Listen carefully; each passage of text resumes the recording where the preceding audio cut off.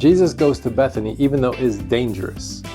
Not only are the religious leaders of Jerusalem a mere 2 miles away, ready to kill him on the spot, but he also would be in danger of becoming ceremonially unclean by coming into contact with someone who is sick, right before the big Passover holiday event, where every Jewish male had to go to Jerusalem.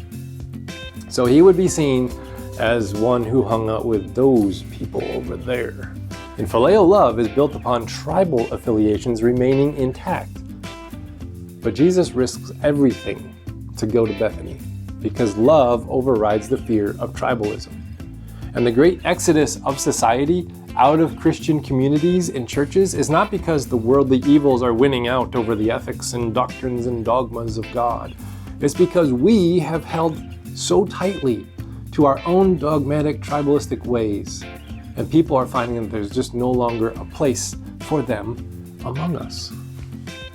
So we spend a lot of energy keeping up the appearance of conformity.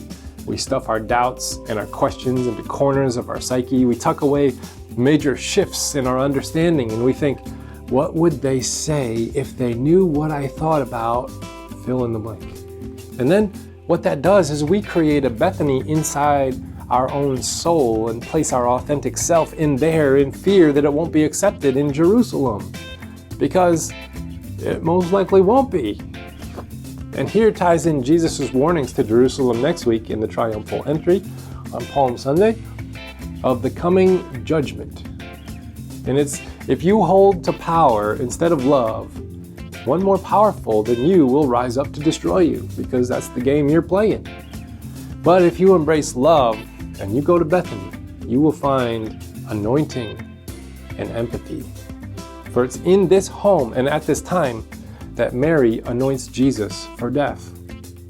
Just in the next chapter, in chapter 12, right after this all takes place. See, death took Lazarus' life, and then Jesus arrives 4 days after that. And Mary and Martha have let despair set in, as should happen.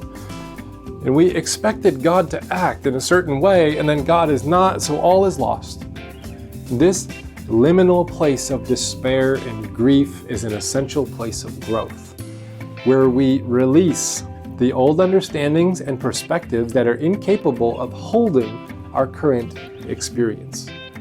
And we must move from declarations of belief to a practice of presence.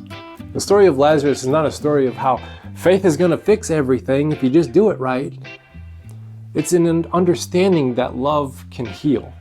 And if we can all just give up our Jerusalem values of power and travel to Bethany and sit in solidarity around those who can't or won't any longer, we can create a community that not only embraces these people, but learns from them how to reorder our world so that we can build around compassion. And then, in creating this place, we realize it's not those people, it's us, because now we have created a place for our own authentic self as well. And we realize we were all in this. This is the agape love that God is. So it is absolutely safe to embrace it and pursue it and build upon it. So live here in the undefined presence. Spoiler, Lazarus is raised from the dead, right?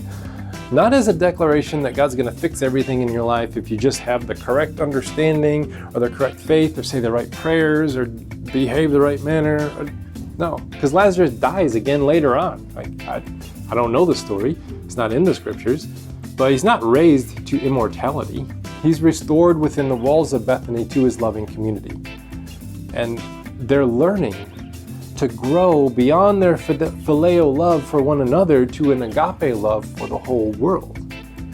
And this town of outcasts is the place that anoints Jesus for his own death and burial, and that is very, very powerful. It's the place where Jesus declares himself to be the resurrection long awaited for. I am the resurrection and the life. But brought into the present, we can now wake up to the presence of divine love seen in places of poverty and weakness, not to glorify these states because they're awful, but declare that the Jerusalem strongholds of power that enforces it upon others is incapable of bringing about authentic human transformation. So regardless of someone's rightness of belief and behavior and demand for affiliation and conformity, it doesn't matter. Jesus shows us that the way of love that he lives perfectly leads to resurrection and life, while the way of power leads to destruction by its own ends. And so, here it is. Choose life. Choose love.